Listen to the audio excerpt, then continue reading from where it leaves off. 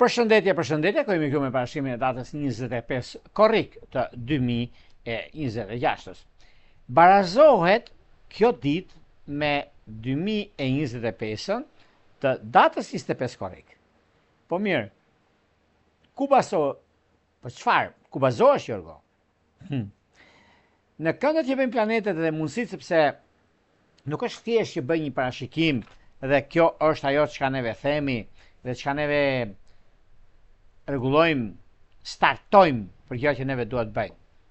Por ka diçka shumë të rëndësishme mbi atë çka është, mbi atë çka rregullon dhe stabilizon në lidhje me ndikimet dhe favorizimet që kanë bëjnë.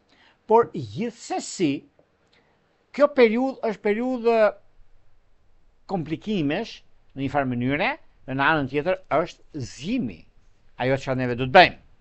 Data 25 korrik do të thotë, me qenë se Neptuni në retrograd në dash, formon një gjashtkëndësh me Plutonin në retrograd në ujor.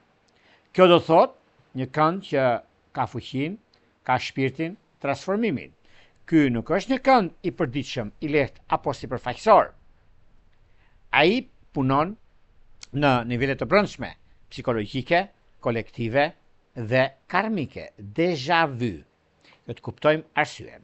Neptuni në dash rishikon ëndrat, besimin, idealin, mënyrën se si fillojnë apo diçka e re nis. Plutoni në ujor rishikon fuqinë, kontrollin, grupet, komunitetin, mundësinë dhe ndryshimet që duam të bëjmë. Ajo çka do të kemi është mundësia dhe koha e duhur. Ndikohen më shumë të shenjës së dashit ujorit të dhjetëçit parë, ose ata që kanë ascendenten në planetet personale në gradët e para të shenjave. Në mënyrë mbështetëse mund të ndihen edhe binjakët, Luani, Peshorja, shigjetari të dhjetëçit parë, sepse ky kënd mund të jap frymëzim, vizion, forcë për ndryshimin dhe një ndjesi se po hapet një rrugë e re.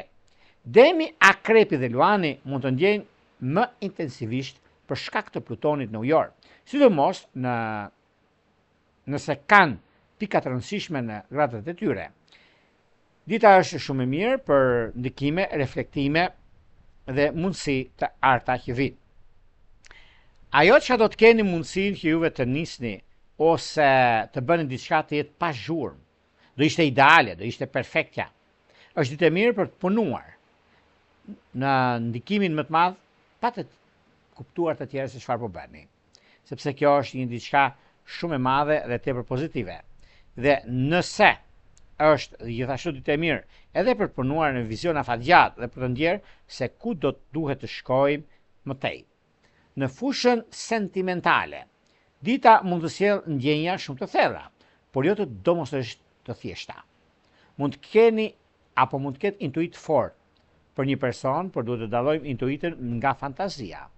Për ribashkim, dita mund të jetë e mirë vetëm nëse ka shërim të vërtet dhe jo vartësi emocionale.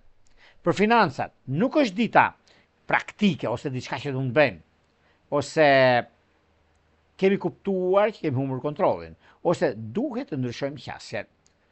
Në lidhje me ndryshimet e tjera, ka të bëjnë shumë me vazhdimsinë ose atë korrektësinë. E përgjithshmja, këshilla për ditën e sotme, ditën e sotme, ditën e nesërme, se për shembull një muaj përpara zonën, po jo kuptoni një ditë para, që unë e them që pse del për në orën 7 të darkës me mëngjes që ndikohet.